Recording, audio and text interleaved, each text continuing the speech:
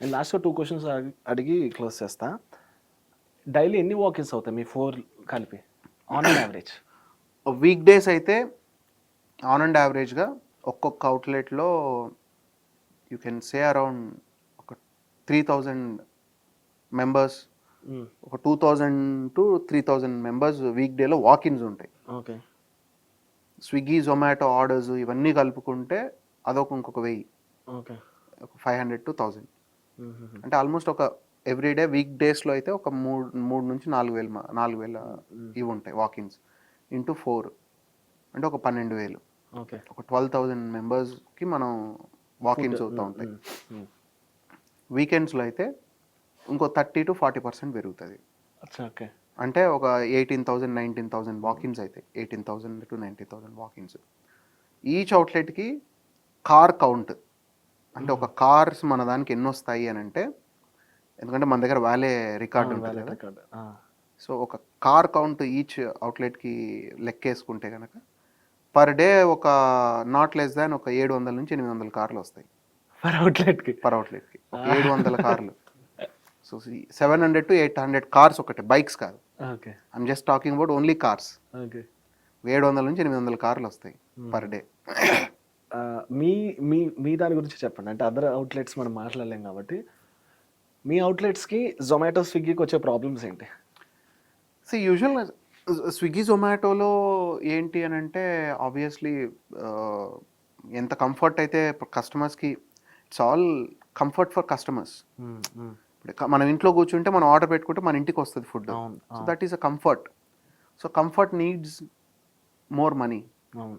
We have to pay more money for comfort, right? So అవుట్లెట్లో ఉన్న ప్రైజింగ్కి Swiggy జొమాటోలో ఉన్న ప్రైజింగ్కి కొంచెం ఎక్కువ ఉంటుంది, డిఫరెన్స్ ఉంటది ఆబ్వియస్‌లీ. డిఫరెన్స్ ఉంటుంది. And Swiggy Zomato almost 30 to 40% cuts పోతాయి వాళ్ళు. స్విగ్గీ జొమాటో. సో అంటే డైరెక్ట్ కమిషన్ కావచ్చు, యాడ్స్ కావచ్చు, లేదంటే ఎక్స్ట్రా ఆఫర్స్ కావచ్చు, ఇంకోటి అని తీసుకుంటే ఒక 30 to 40% జొమాటోకి స్విగ్గీకి వెళ్తుంది. Okay. So because they are giving comfort, they are, వాళ్ళు మీకు బిజినెస్ని బిజినెస్ ఇస్తున్నారు. తీసుకొని వస్తున్నారు, కస్టమర్స్కి కంఫర్ట్ తెచ్చి మనకు బిజినెస్ తీసుకొస్తున్నారు కాబట్టి that is their share. So కాబట్టి డెఫినెట్లీ ప్రైజింగ్ పెరుగుతుంది.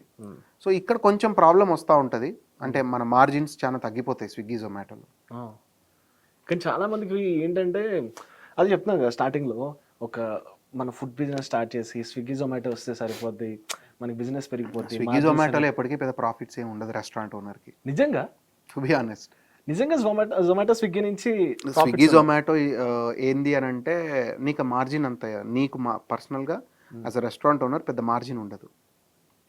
ఏంటంటే వీఆర్ డూయింగ్ బిజినెస్ ఫర్ ఏంటంటే రీచ్ రీచ్ కావచ్చు. కానీ ఇది నిజంగా చెప్తున్నారు. నేనైతే నమ్మట్లేదు. ఎందుకంటే 200%. నేను నాకు తెలిసి నేను వాకింగ్ చేస్తా రెస్టారెంట్‌కి, కానీ మ్యాక్స్ స్విగ్గీ మార్నింగ్ లేచిందంటే 2 టైమ్స్ అని నేను పెడతా. నేను అదే బ్రో, ఏంటంటే నీకు ఒక కస్టమర్ నీ వాకిన్ అయితే వచ్చే ప్రాఫిట్కిను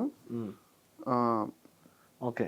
స్విగ్గీలో ఆర్డర్ చేసుకున్నప్పుడు ప్రాఫిట్కి డిఫరెన్స్ ఉంటుంది. అంటే అందరు చెప్పేది ఏంటంటే స్విగ్గీ జొమాటోలో నీకు ఇన్ఫ్రాస్ట్రక్చర్ ఇవన్నీ లేదు అట్లని చెప్పి, ఇన్ఫ్రాస్ట్రక్చర్ అవన్నీ కూడా ప్రతి దాంట్లోనూ భాగమే కదా. ఇప్పుడు నేను ఓన్లీ జస్ట్ స్విగ్గీ జొమాటోకి ఒక చిన్నది పెట్టాను నడపను కదా. సో ఏదైతే నా రెంట్ ఉంటుందో ఎవ్రీథింగ్ దాంట్లో స్విగ్గీ వస్తుంది, వాకిన్స్ వస్తాయి, అన్నీ వస్తాయి. సో అక్కడ సో దాని మూలం మల్టిపుల్ క్యాల్కులేషన్స్లో ఒక కస్టమర్ వచ్చి 100 రూపాయలు నీ దగ్గర ఖర్చు పెట్టడానికి, ఒక కస్టమర్ అదే 100 రూపాయలు నువ్వు స్విగ్గీలో ఖర్చు పెట్టాలంటే అది 130 140 అవుతుంది. కానీ ఆఫర్స్ అని ఇంకోటని మనకేమైపోతుంది అని అంటే మార్జిన్ అనేది ఇంకొంచెం తగ్గుతుంది. ఓకే. ఓకే. సో అది ఉంది, అదొకటే ప్రాబ్లం. అది ఒకటి. ఇంకా చిన్న ఉంటాయి కదా ఇంకా బిజినెస్ అన్నాక. ఓకే. డెలివరీలు మిస్ అవుతూ ఉంటాయి, ఎందుకంటే అన్ని ఆర్డర్స్ సర్వ్ చేస్తున్నప్పుడు ఒక ఆర్డర్ ఇంకోరికి వెళ్తుంది, ఇవన్నీ ఉంటాయి. అవన్నీ ఇంకా పార్ట్ అండ్ పార్సల్ ఆఫ్